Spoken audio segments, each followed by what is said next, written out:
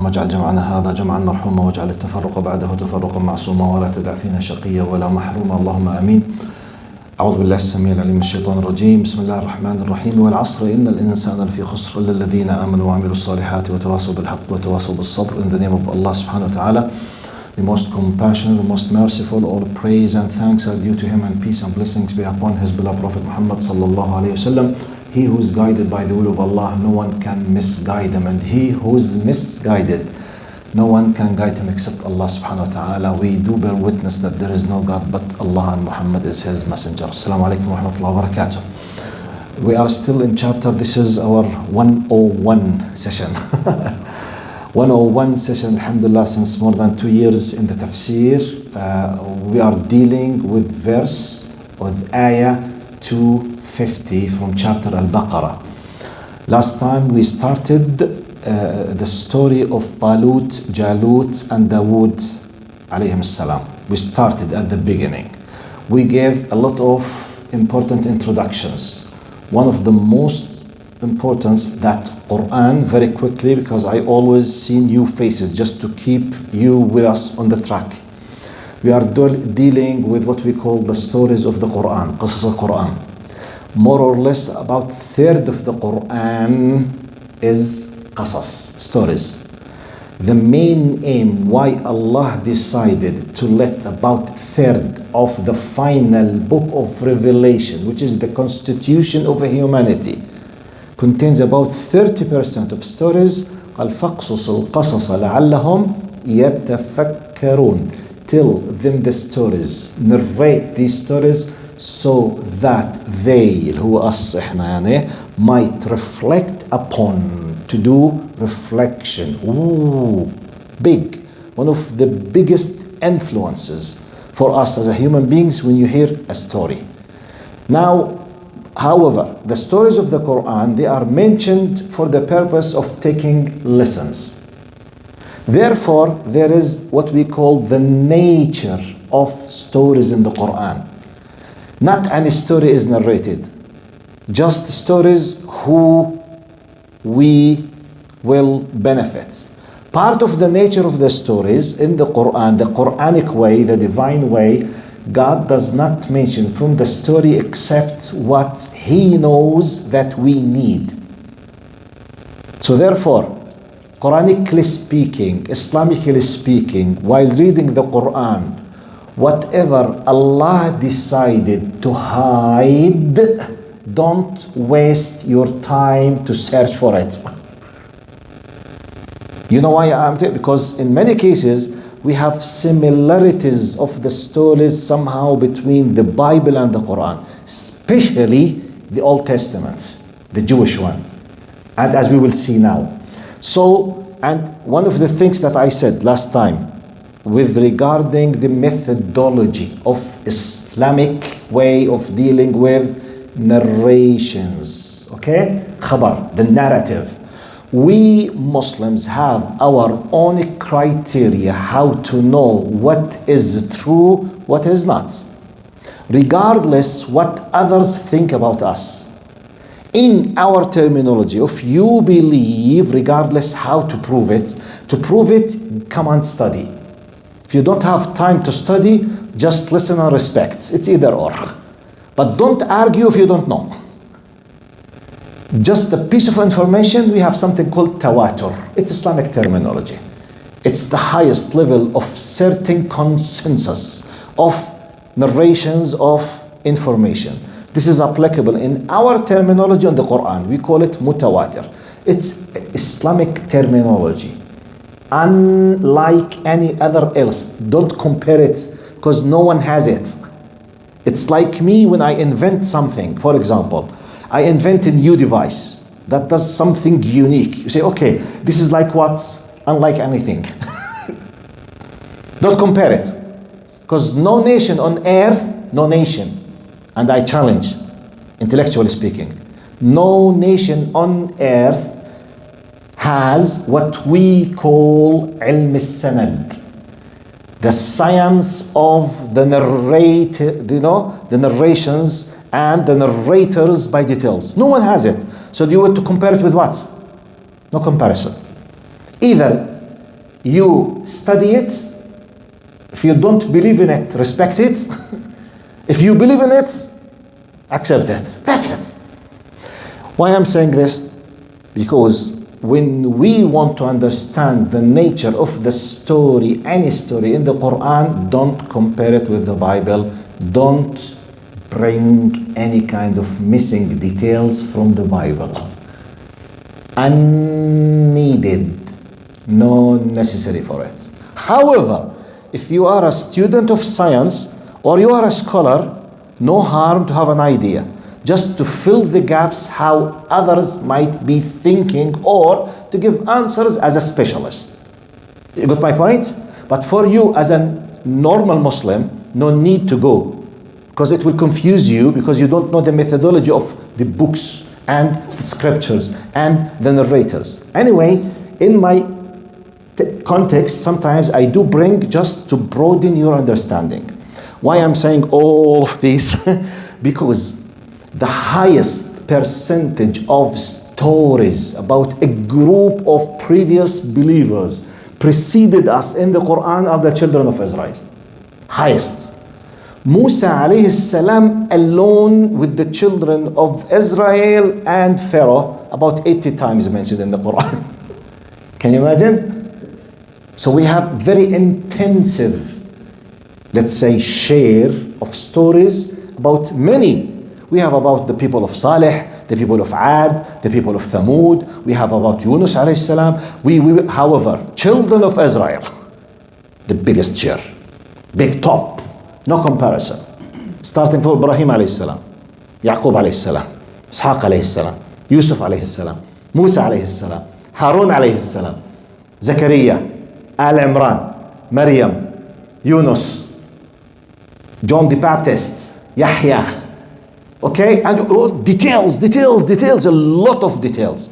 So once this is mentioned, easily you can compare it with ungenuine details for us in the other book. That's why I need to prepare you scientifically how to deal with this. Okay, let's come now to last time. We knew that the people of Israel, or the children of Israel, while they were approaching what we know now as historical Palestine, they were dealing with a group of people. They were called Al-Jababira or Al-Amaliq or the Amalekites, which is the very strong giants of Palestinians at that time. So for a long time, the Quran said that this happened after Musa alayhi salam. It's mentioned in specific. And we knew that a group of the children of Israel, they were accompanied with a prophet. The Quran said literally, إِذْ قَالُوا لِنَبِيٍّ لَهُمْ إِبْعَثْ لَنَا مَلِكًا نُقَاتِلْ. We understand from the Quran that at a certain point, this group of the children of Israel who used to be in their location, in their time, the remainings of the believers, they were attacked by non-believers. And from the context, they were kicked out of their homes. They were attacked by the paganists, Canaanites or Amalekites in Palestine at that time.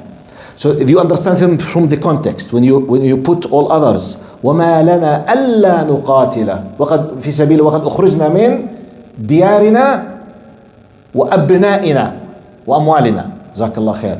Why not we should be fighting even though we were kicked out of our homes and our money, our properties, which means we should fight. We understand from the Quran that this happened. طيب. Last time we had a focus, like a zoom in to the psychological attitude of the people of authority, the leaders of the children of Israel. They were approaching a prophet. Did the Quran tell us about who was that prophet? No. We don't know. It was not mentioned. لِنَبِيٍّ لَهُمْ. According to the Bible, it's claimed that it was Samuel. We don't know was that Samuel or not. It's mentioned. For me, it's just have an idea what they think. For me, I can't say Samuel is the one. No, I don't know. Because Quran did not mention. Period. طيب, we continue. This prophet was approached by the leaders of the children of Israel. Please ask your Lord, our Lord, to assign a king to fight and to lead us against our enemies. So, this prophet prayed to Allah, literally, and he told them, إِنَّ اللَّهَ قَدْ جَعَلَ لَكُمْ طَالُوتَ مَلِكًا. They asked and they received the response. The response was Talut, which is Saul, was assigned by Allah through the prophet to be the king. The first, we did this. I'm just reminding you of the context before continuing now.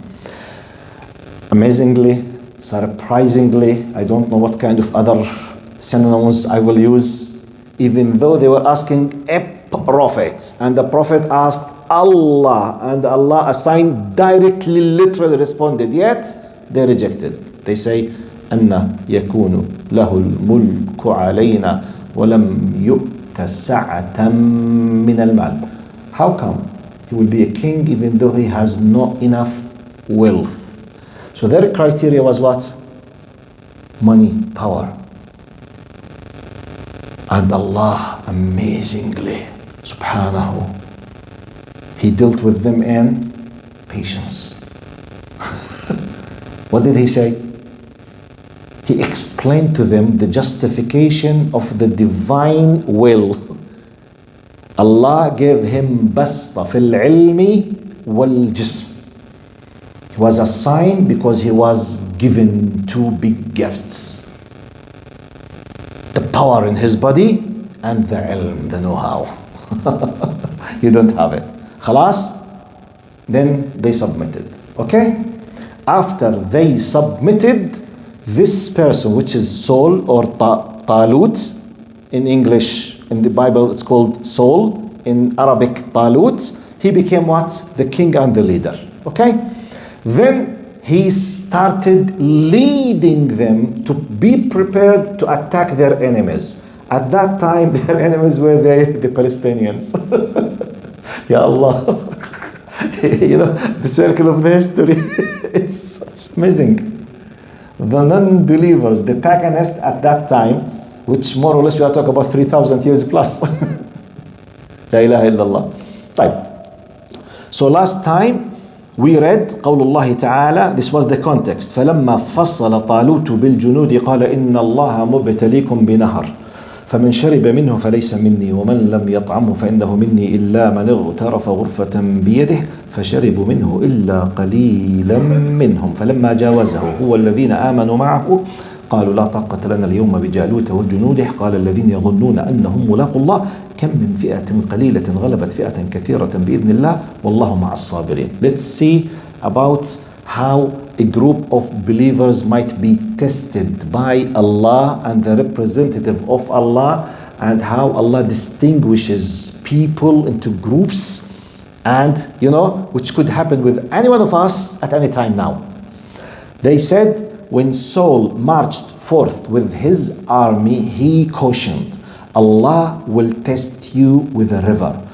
So whoever drinks his fill from it is not with me. And whoever does not taste it except a sip, like this, from the hollow of his hands is definitely with me. It's like our test in Ramadan. The idea of Ramadan, do you think if you ate in the day of Ramadan, if I ate, Allah will lose part of His divinity? Do you think so? No, definitely no. Hasha subhanahu. Do you think when I stop eating in the day of Ramadan, Allah will be increased with the power of His divinity? No. What is the main reason of fasting the month of Ramadan? لعلكم تتقون. So that you might be mindful of Allah. Respect. It's actually a training course of how your attitude should be respectful to the will of Allah, regardless what is the will of Allah. At that specific time of the year, the will of Allah goes to stop having food and drink, and the sexual relation with your wife if you are married in the day of Ramadan. Period. If you are sick, no problem. If you are traveler, no problem. You have whatever reason, no problem. Otherwise, respect the commandment. But does Allah need? No. لعلكم تتقون. This is the point. Respect the commandment. The same thing, 3,000 years ago, a test happened with the group who were about to fight the paganists against the believers. The criteria was, we will go through a river. It's very hot. So, your test, just have a sip of water. If you take the full, you are not with me. So, the test. Imagine some of the wicked believers at that time. Mr. Prophet, does Allah need this water? No, He does not. Allah need this water. Allah is testing you. Do you respect His commandment or not? It's very simple, the same thing. So, except is definitely with me. They all drank their fill except for a few. When he and the remaining faithful with him crossed the river, they said, now we are no match for Goliath and his warriors. لا طاقة لنا اليوم بجالوت وجنوده. But those believers, it's giving you the majority, they drank, fell. The punishment now, the classification criteria, because they did so, they became so weak to match who? The enemy. لا طاقة لنا اليوم. We can't, you are of no match. قال الذين يظنون أنه. Now look to those who respected the commandments, which is few. فشربوا منه إلا قليل منهم.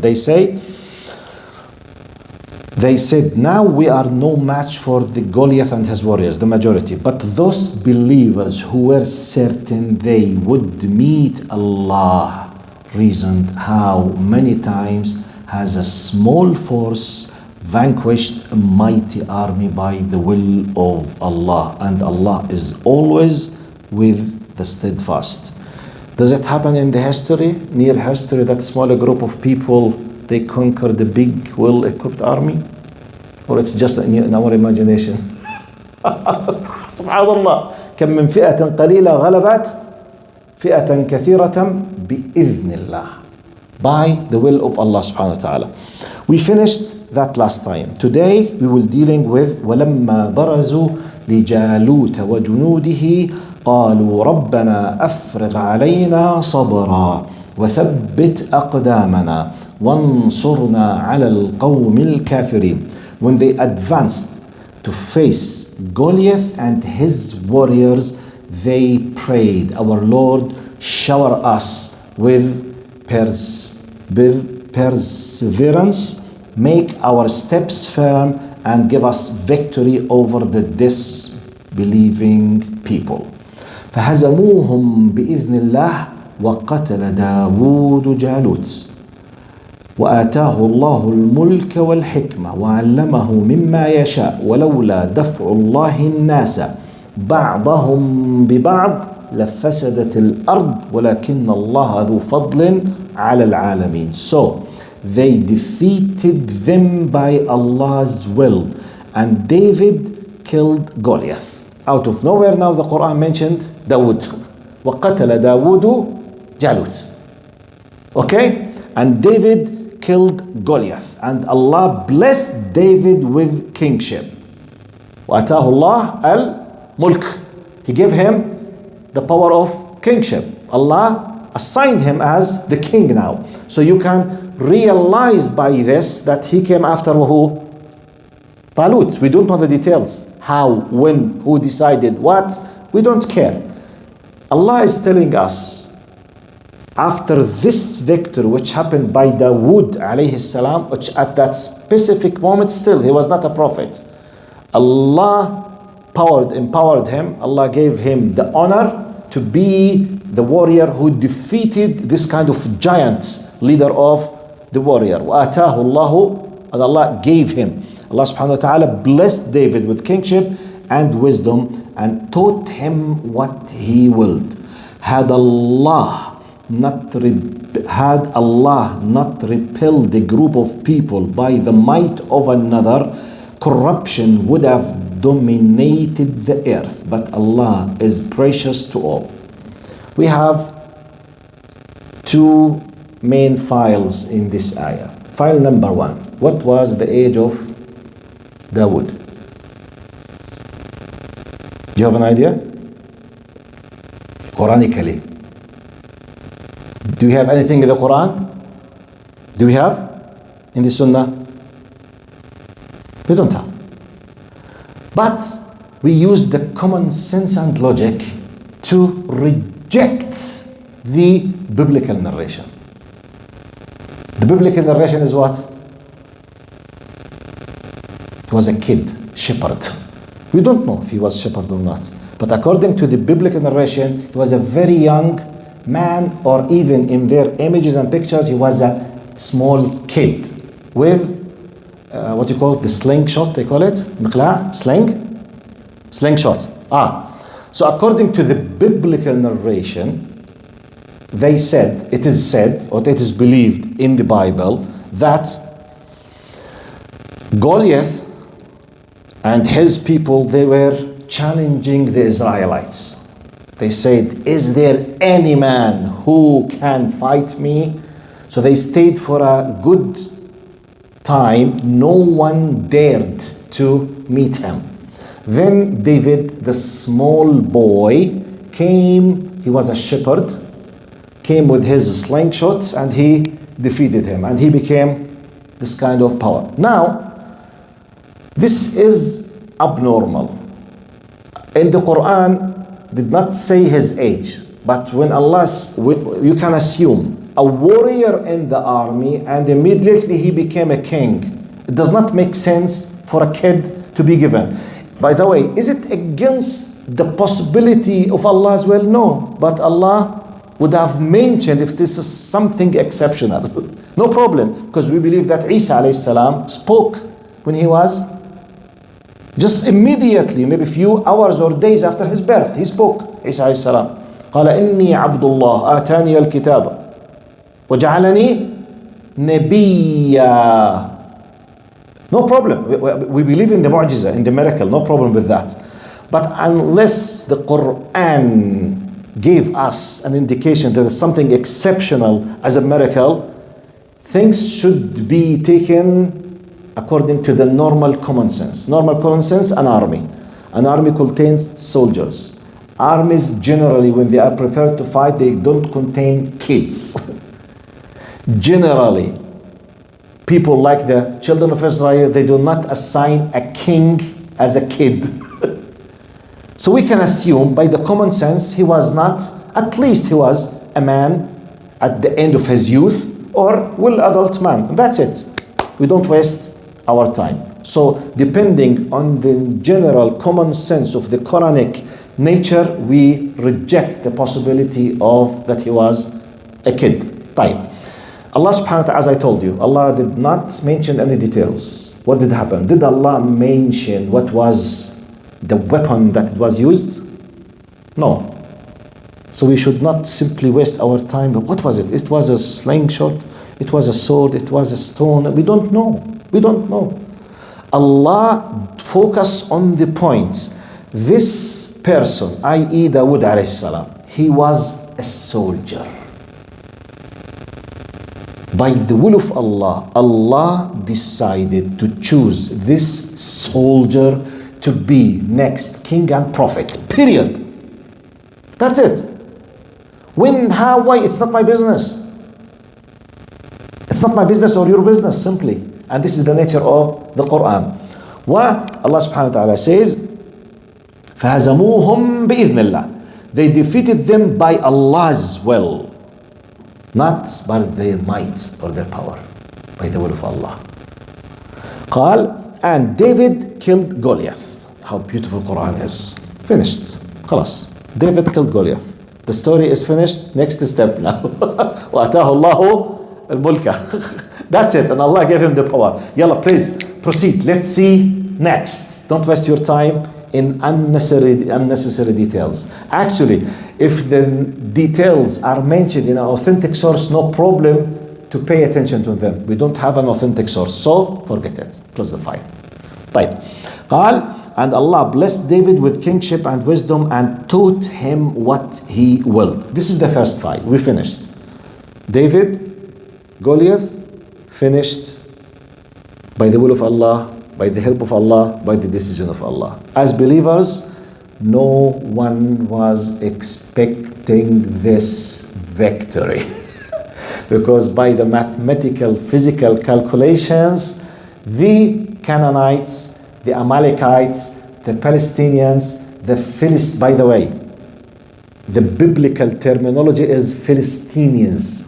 They don't say Palestine. They say Phitn, Philistines in the Bible. Go and read it. They don't even say it in the English way. They say it in the Arabic way. The Philistines.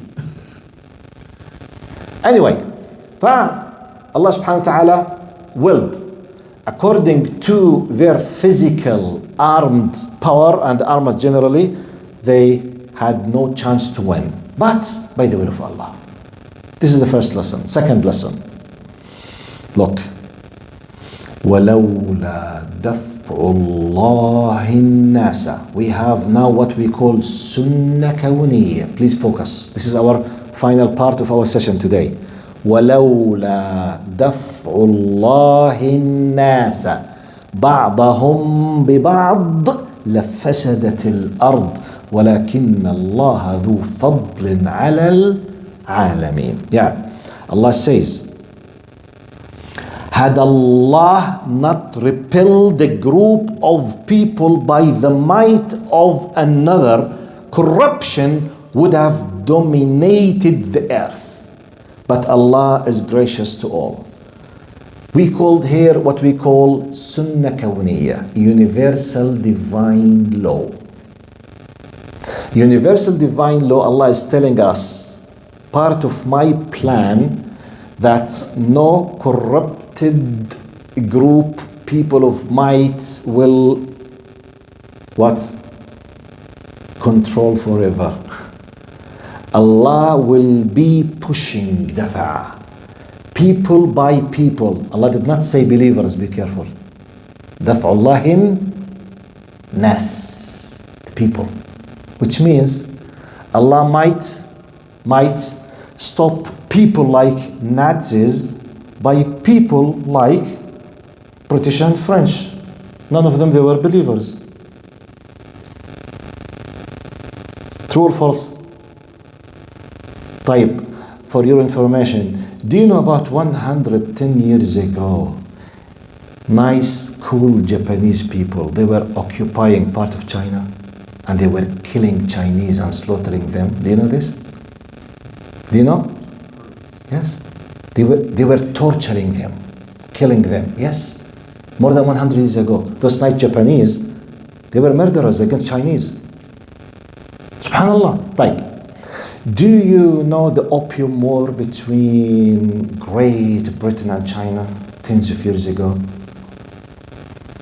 Do you know how Chinese, they used to suffer from the British? Can British people dare to challenge Chinese now?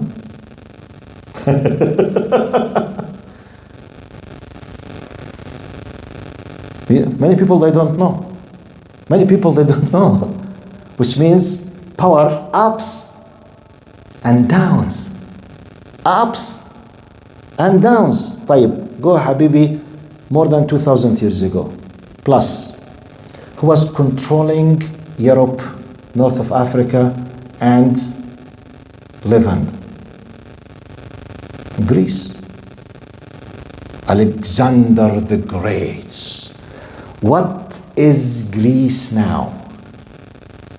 Am I exaggerating if I said the lowest economy in Europe and the most backward political, social system corrupted in whole Europe is Greece? Am I exaggerating or that's true? Who cares to think about Greece now? No one. But Alexander the Great, more than 2,000 years ago, he conquered India. Greece, India. He reached India. SubhanAllah. Alexandria. Why Alexandria is saying Alexandria? Egyptians. Alexander the Great. Subhanallah. Where is Greece now? Nothing. طيب. Rome. What is Italy now? Economically, politically, socially, compared with what? Americans, British, the rest of Europe. Nothing. What is Italy now? Compared with nothing. Nothing. Subhanallah. I'm just giving you proof about this sunnah. No. It's وَلَوْلَا دَفْعُ اللَّهِ النَّاسَ بَعْضَهُمْ بِبَعْض. Nas, the people. I'm not discussing believers now, be careful. Allah is giving us sunnah kawniyya, a general, divine, universal law. While Allah is applying His power by sending a group against a group, another group against another group. I mean, maybe the closest for all of us to study the end of the Second World War. Before the Second World War, Britain, or what's so-called Great Britain, used to be one, if not the most powerful country on earth. Hitler, before the end of the Second War, he bombed and burned about a third of London from the shores of France after he occupied France in a few days. Just scan. France is finished. Subhanallah. Then he started using his big field guns to bomb through the Manche Sea, London. And he burned a third of London.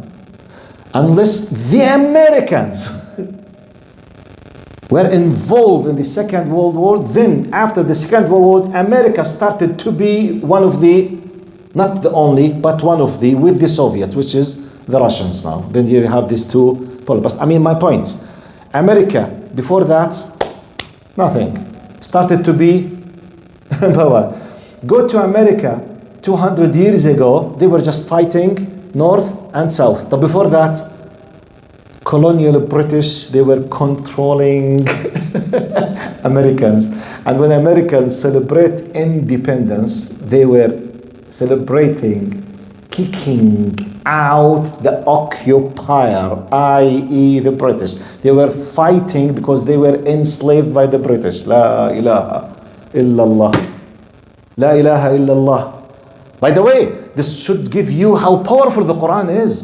Because we as humble, weak human beings, how do we think? I just look to the span of the time where I live. I was born, for example, 20 years ago. Since 20 years ago, for example, British, American, Chinese, French, or whatever, they are doing some kind of bad things. Why Allah is not punishing them? Wait, Habibi. As long as I do not see it, it means there is something wrong with Allah. أعوذ. Hey, be careful. Be careful. No. Believe in that. It's not designed in a way that you and me should witness, then you believe. No. By the way, many Sahaba in their time, they did not witness. How many Sahabi do you think passed away before witnessing Badr? Many of them, they passed away and they went to Allah subhanahu wa ta'ala before the second year of Hijrah, which is 15 years after the beginning of, on top of them, Sumayya radiallahu anha, the first Shaheeda, the first martyr in Islam. And many Sahaba, they died, they passed away before witnessing. So, but I mean, my point, وَلَوْلَا دَفْعُ اللَّهِ النَّاسَ بَعْضَهُمْ بِبَعْض لَفَسَدَتِ الْأَرْضِ. So, have the tranquility and the peace of mind. When Allah wills, maybe I don't deserve as a believer, by the way. I'm not discussing, by the way, now we are not discussing when believers deserve to be protected because they reach to the level that they deserve Allah to interfere for their sake. I'm not discussing this now. We are discussing a general universal law. That's ups and downs, Allah might destroy any group by the power of another group. And it happened. I just gave you at least 10 examples now, very, very quickly. Greece, British, Greece, Romans, Italy, Chinese, Japanese, British, France, all of them, the same thing, subhanAllah. So let's have this kind of very quick faith in Allah subhanahu wa ta'ala. Now, the final, sorry. Allah subhanahu wa ta'ala says, تِلْكَ آيَاتُ اللَّهِ نَتْلُوهَا عَلَيْكَ بِالْحَقِّ وَإِنَّكَ لَمِنَ الْمُرْسَلِينَ. Then Allah subhanahu wa ta'ala give an idea about that those verses were revealed to Prophet Muhammad sallallahu alaihi wasallam as a messenger. This is what we will be discussing next time. So the main two messages of today. What was the first message? About the stories of the Quran and the details. Allah told us that He decided to choose a person. Comparing with last time's session, the will of Allah, when it is directed to something, no one can stop it.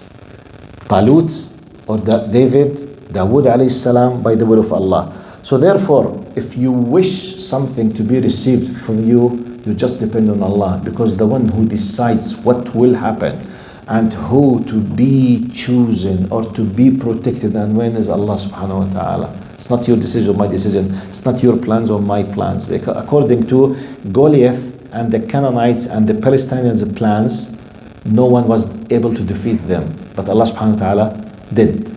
Number one.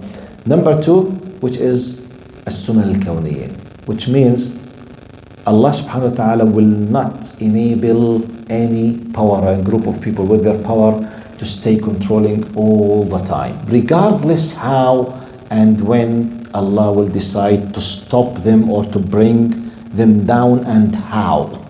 But Allah subhanahu wa ta'ala will not leave it. So what is my role? Try to be part of this. Now, the best thing when Allah does this for your sake, if you deserve, as a group of believers. Does it happen? Yes.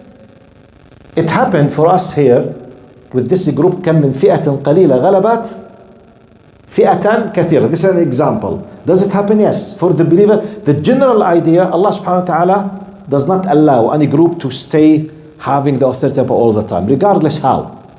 طيب. Within this general role, we have a specific role for believers.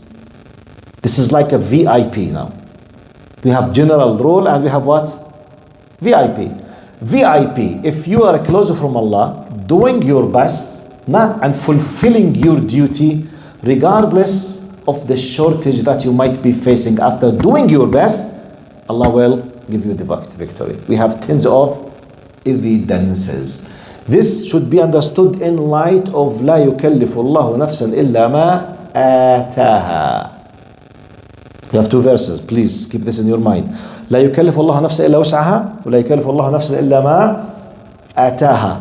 We need the second one, not the first one.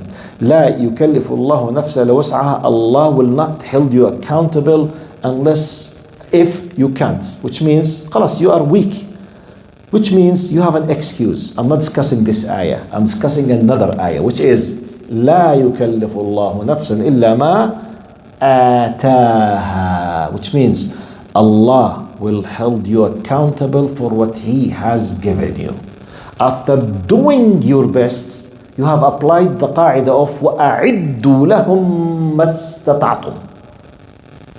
Prepare for your enemy whatever you can. طب يا Allah, what is what you can? Whatever you can. طب what if the highest of what I can is such XYZ, which is very humble? Do it. Just do it. The rest is not yours. And by the way, this is one of the amazing lessons we learn from the story of Maryam alayhi salam. Do you know where? Who knows very quickly? Allah yajzik al-khair, mashallah alayk. Look, you know, for us, Maryam alayhi salam, she's the mother of the Prophet Jesus Christ alayhi salam. True or false? So for us, Jesus Christ is not God's incarnate, and He is not the Son of God, and He is not God Himself. All types of Trinity, it's rejected in Islam. We know that. However, we know that Isa alayhi salam came with a miraculous birth by the direct commandment of Allah subhanahu wa ta'ala. He sent the archangel Jibreel alayhi salam and he just commanded by the kun and fiyakun, and it happened. We know this. Now we know the details of that she became pregnant by the will of Allah subhanahu wa ta'ala. And when she was about to give birth at the time of what we call the labor, The pain of the labor of giving birth of a child. Allah subhanahu wa ta'ala mentioned in the Quran. Now for her it was a very difficult time. You know, she's a symbolic person for chastity and purity. But it happened by the will of Allah subhanahu wa ta'ala. Amazing. When she was saying, يا ليتني مت قبل هذا وكنت نسيا, I wish if I died before that. Now, when she just has given birth of Isa alayhi salam, the Prophet Isa alayhi salam, Allah, she was told by Isa alayhi salam or by the angel, Allah knows, قال وهزي إليك بجذع النخلة تساقط عليك رطبا جنيا فكلي واشربي. Look, has any one of you stood next to and touched the palm tree? Has anyone had the experience of sitting next to a big or giant palm tree and touch it? How many of you did it physically, please? Can you raise up your hand? 1, 2. Do you know how solid it is? Wallahi, it's like a piece of concrete cement. Wallahi. It's, by the way, it's not like apple tree or something. I mean, you can't shake it. It's as if concrete cement. Wallahi, like concrete cement. When Allah asks Maryam, Huzzi, do you think, which means shake it, do you think she will be able to shake it? 10 men cannot shake a palm tree. Type. And it's not just, she is not a 10 men, she's a woman in labor, which means in the weakest time of her life. Complete weakness. Yet, what did Allah ask her to do? Huzzi ilayki. Shake the palm tree. Ya Allah. Do you think that the dates of the palm tree will not come unless if she started to shake? No. This is a message of universal law. Do your best. Fulfill your job. Do you think she will shake it? No, she will just touch it. It's like a message for us. Ya Allah, they are much more than us. It's not your job. Victory is not your decision. Preparation is your decision. But Ya Allah, I don't have enough means. It's not your problem. What means you have? I have just whatever, XYZ. Prepare yourself for them. Trust in Allah, victory will come. Ooh. Do you have examples? Do you have examples? Yes. Many examples in history. By the way, when you read Islamic history, one of the greatest, Ma'arakat Badr.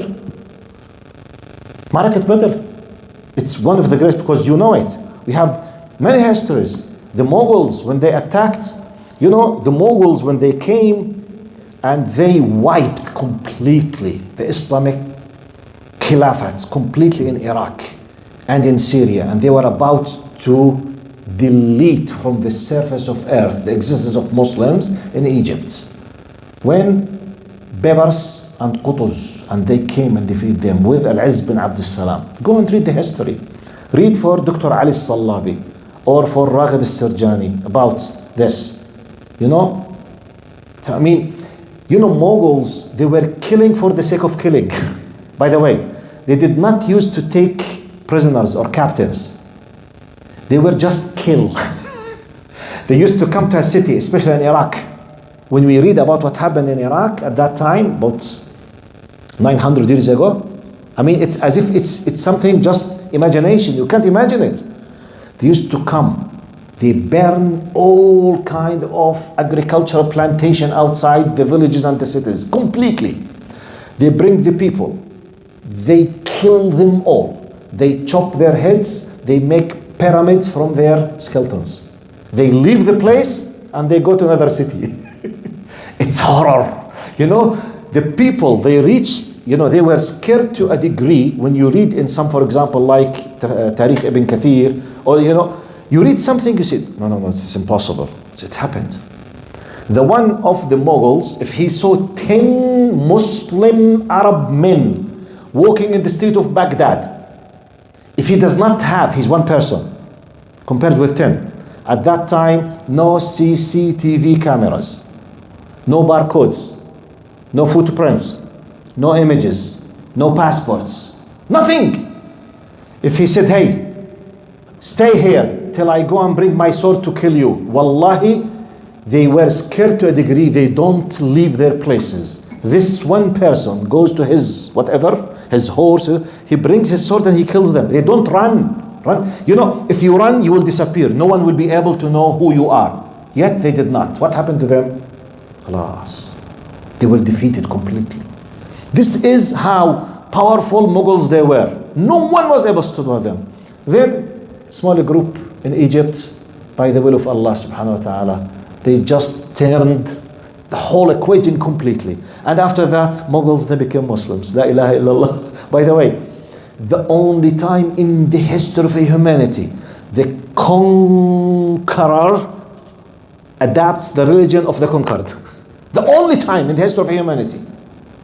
No other example except in Islam. Mughals and Tatars, they became Muslims.